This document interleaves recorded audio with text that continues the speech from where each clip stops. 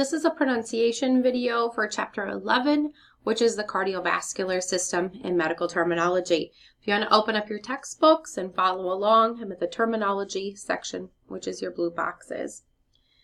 Angiogram, angioplasty, aortic stenosis, arteriosclerosis, arterial anastomosis, arteriography, endarterectomy.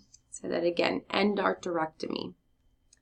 Atheroma, atherosclerosis, atherectomy, atrioventricular, brachial artery, cardiomegaly, cardiomyopathy, bradycardia, tachycardia, cardiogenic shock, hypercholesterolemia, coronary arteries, cyanosis, myxoma, hypoxia, pericardiocentesis, phlebotomy, thrombophlebitis, arrhythmia, see the RRH there in spelling, sphygmomanometer, that's a hard one to say, sphygmomanometer, stethoscope, thrombolysis, valvuloplasty, mitral valvulitis, valvotomy,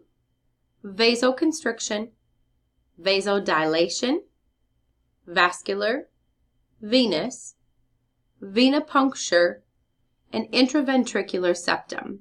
Again, pronunciations for the cardiovascular system.